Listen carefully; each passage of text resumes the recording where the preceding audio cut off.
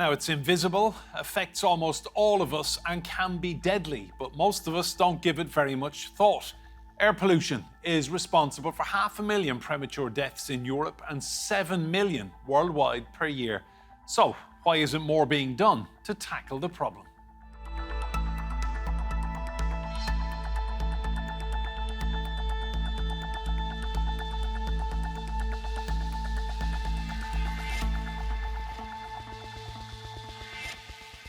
Hello and welcome to Roundtable. I'm Enda Brady. 97% of people living in cities are exposed to pollution levels that are higher than World Health Organization guidelines. So, what are policymakers doing to improve the air we breathe? This is currently Europe's smoggiest city, Skopje, the capital of North Macedonia. I feel ill. The air is heavy. It is hard to breathe, and I'm at a senior age. The concentration of small and hazardous airborne particles was 64 micrograms per cubic meter, nearly 13 times higher than the WHO regulatory limit. And here are the most populated areas in Europe. Eastern and southern parts of the continent have the worst air quality, but overall, the picture is alarming. Air pollution is a silent killer. It's really responsible for both shortening people's lives, but also in extreme cases, it can actually cause death. Children are particularly susceptible because their organs are still developing. 1,200 kids in the EU died in 2020 because of breathing poor quality air. 9-year-old Ella Adu Deborah was one such victim. She died from an asthma attack in 2013. She was the first person in the UK to have air pollution officially recognised as a factor in her death. I was really shocked when I found out, because I thought it was going to be who knows what, but air pollution, no, not at all. At an event for Ella, London's Mayor Sadiq Khan apologised to her mother and said, "Not only will I continue doing everything in my power to clean up London's air, but I'll continue putting pressure on the government to do more to prevent further needless suffering and death." The mayor has come under fire for expanding the ultra-low emission zone, an area in which drivers of more polluting vehicles must pay a toll.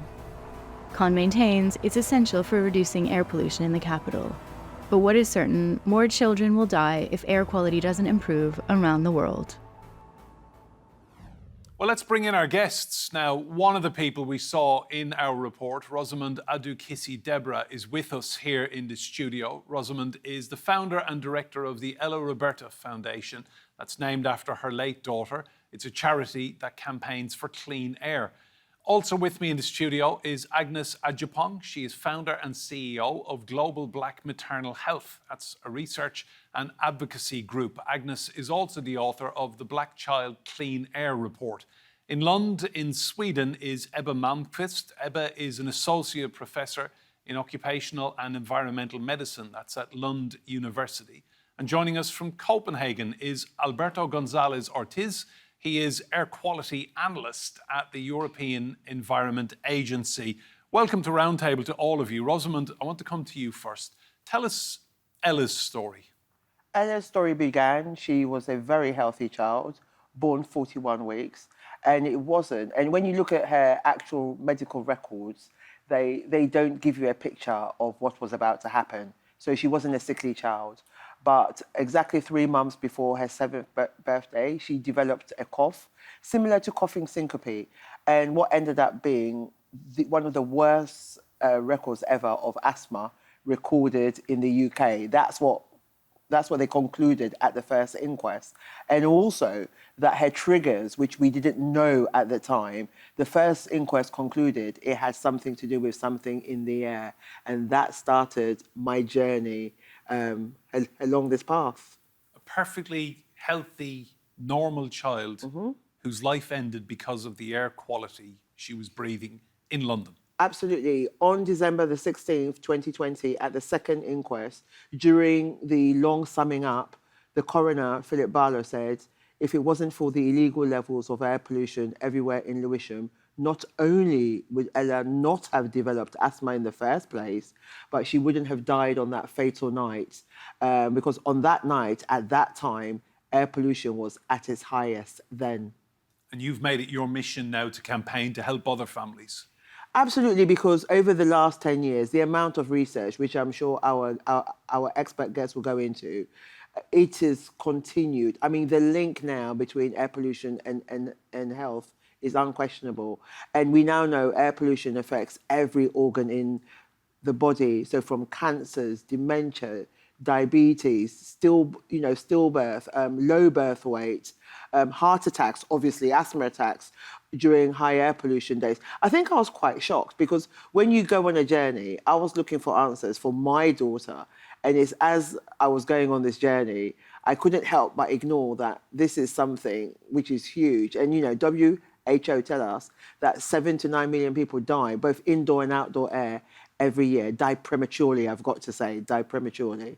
So that's, and Ella still, to this day, though, is the only person in the world to have it on a death certificate, which I get questioned about quite a lot as to why is that if all these other deaths, in the UK, if you go on the government website, it actually says 36,000 deaths every single year, contributed to air pollution. So it'd be really interesting what our experts say about that, why there aren't more deaths recorded, and she still remains the only person. Sadly, it's not, I don't know how she would have felt about that title, actually, being the only one to have it on her death certificate. Agnes, you live in the same part of South London. Presumably you've done the same school run and your daughter ended up in hospital as well. Yeah, so she was 4 at the time. She'd gone from nursery to reception, so we took a completely different route to go to the new school. And there's a tunnel, lots of cars going through, and that's the only way we could go through. And she repeatedly kept on getting sick. And I was going back and forth, first of all, to the doctors, but in a short period of 9 months, she was hospitalised 3 times. And the third time was diagnosed with community-acquired pneumonia, and she was really, really, really ill.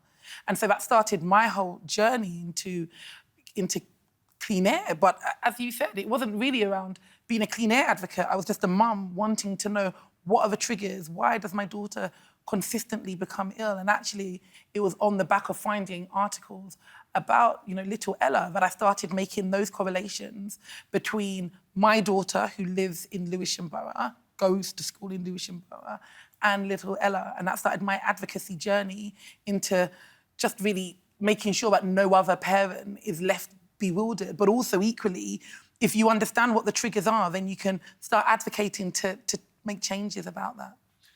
Ebba, I want to come to you. How shocked are you to hear that the air quality in London is so bad that children have died because of it? I mean, I want to first by saying that I'm really, really sad about what's every single death.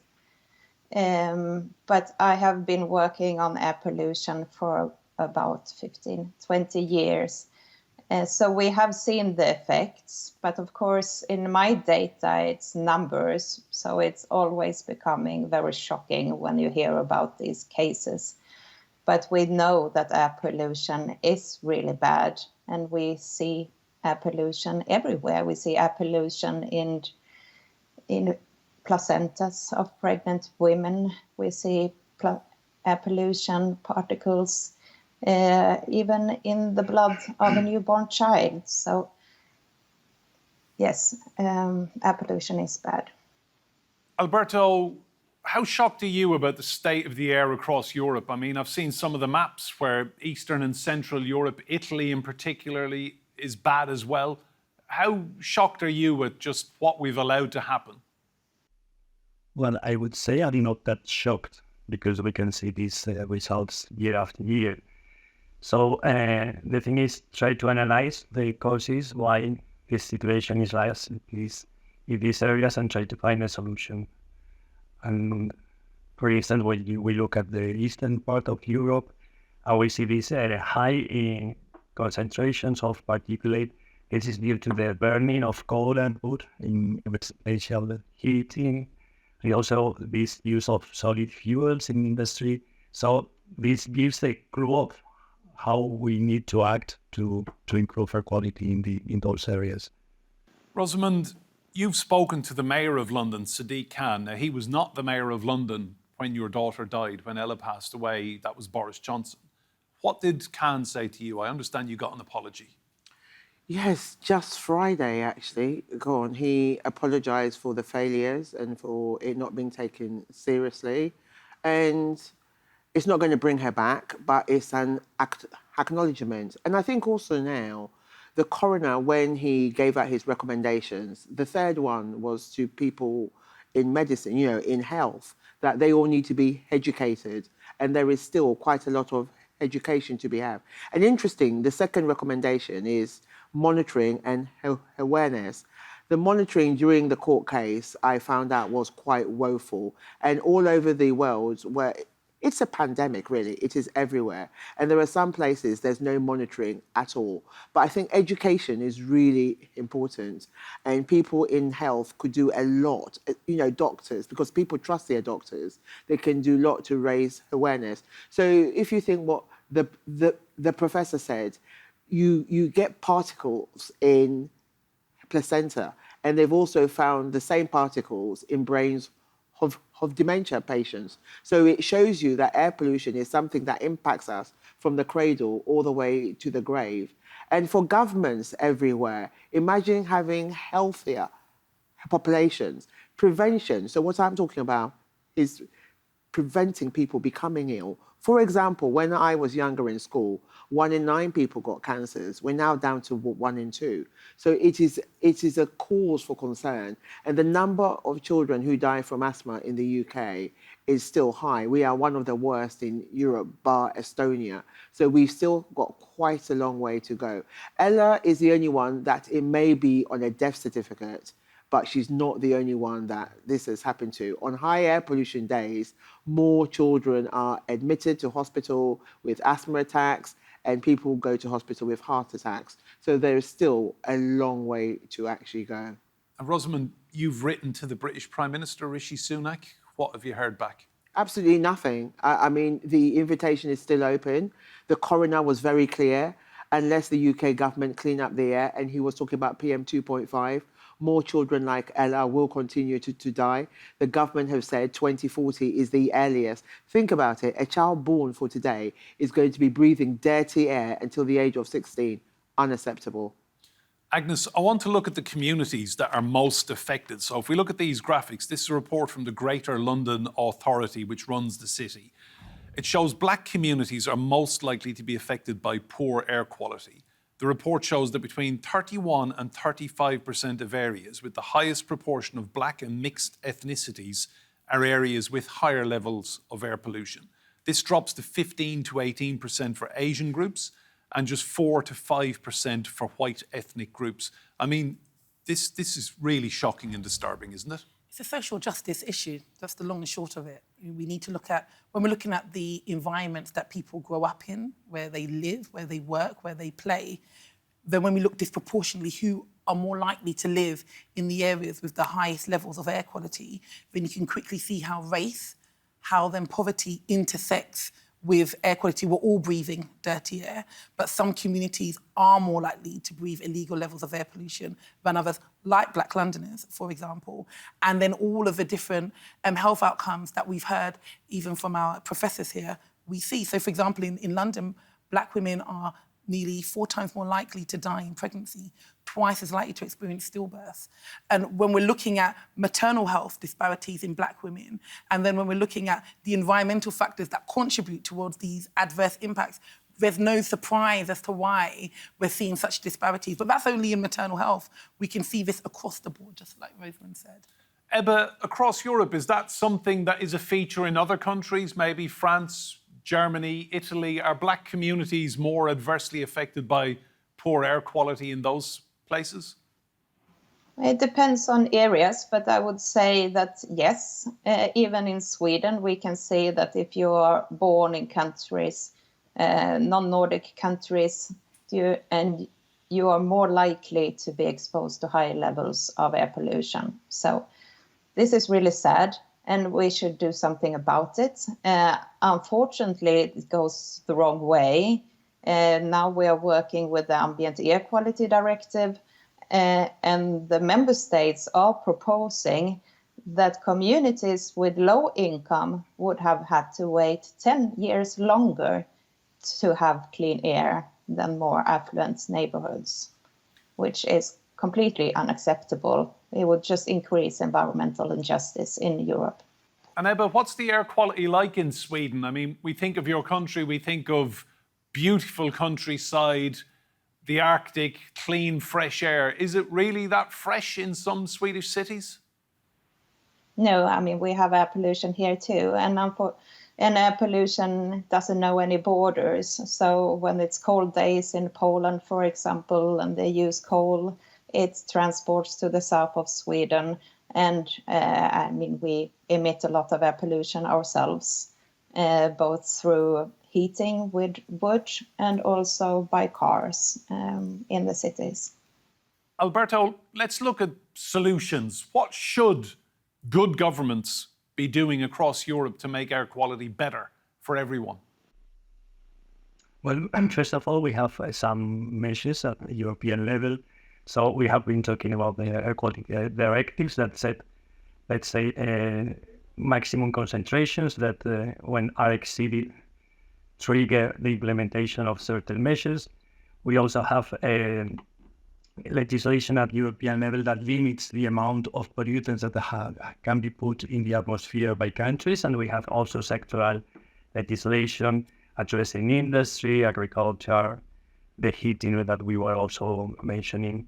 And then we have measures at local level. So we are talking about the city of London, for instance. So if we want to prevent the pollution coming from traffic, we can act on the mobility system. We can promote clean ways of transportation, like cycling or walking.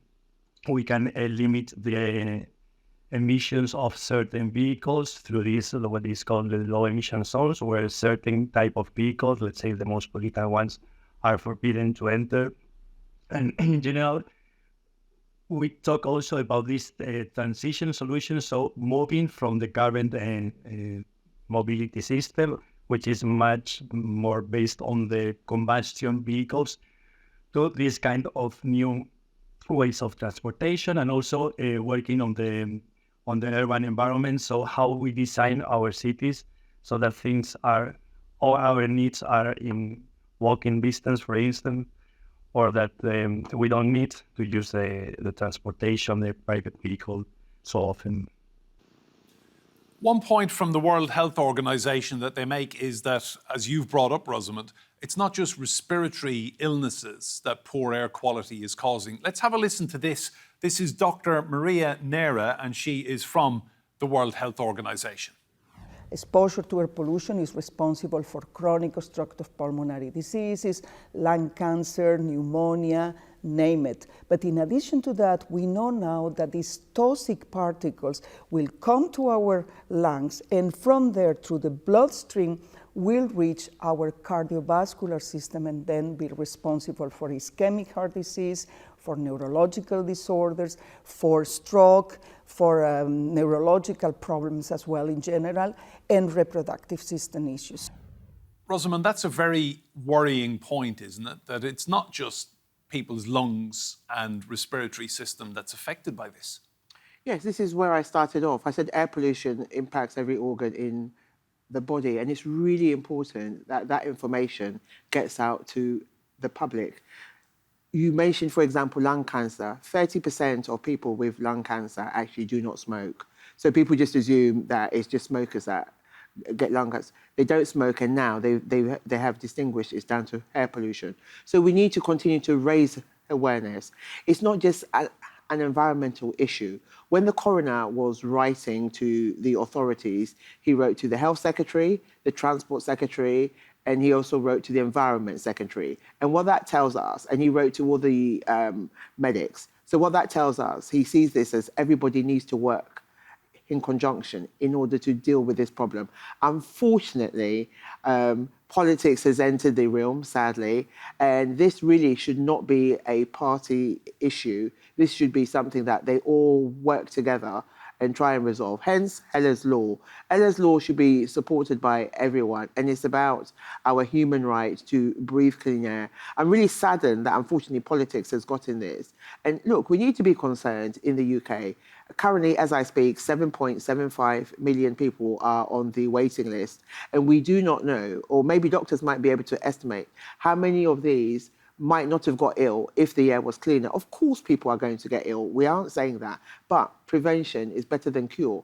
And over 2 million people are currently ill, waiting for treatments. Some of these would never have got ill in the first place. This really is a public health crisis. It's not a tiny little green issue, as some politicians try and make out to the public. The public must be concerned about this. The evidence is out there. There's over 70,000 papers on air pollution and health. So this is a real issue. I just want to go back to Ebba. You're nodding in agreement, Ebba. What's your take on that? No, I agree totally. Air pollution is affecting our whole body. And if we would think about it like being water, we would never accept that millions of people around the world would die from it, or even in Europe, that hundreds of thousands of people every year die from it, and that children are getting sick.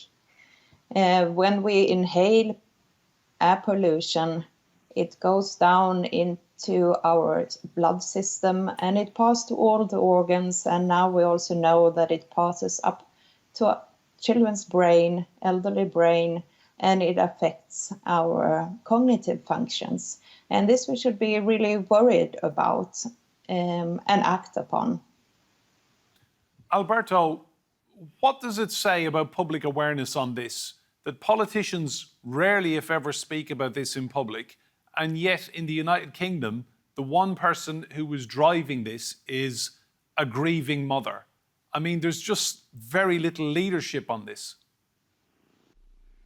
Yeah, well, as Rosamund said, we need public awareness. We need people to be informed, people to be aware of this public health issue. And the thing is, when people are well aware of what's going on, they can act individually to protect themselves, but they can also push their politicians to take the measures that are needed to have clean air. Agnes, what does it tell us about the political interest in this as an issue when you have Rosamund, who's done so much work in this country to raise awareness? She writes to the Prime Minister and she's not even had a response. Well, to me, this shows a complete lack of respect, to be honest. Rosamund, if it wasn't for the work that Rosamund had done, I wouldn't have done the work that I've done within maternal health, and that correlation between poor air quality and maternal health. There's so many people that are now out there doing work and cascading because of the work that Rosamund has done. So to not receive a response, just as a minimum, I just see that as a lack of respect. But actually moving forward, then to me, that's a question then to all the other politicians that are out there. How are you going to now come together to be able to drive this change? Because it shouldn't just be left on the backs of mothers. I mean, Rosamund is a mother. I'm a mother. I've got 3 children.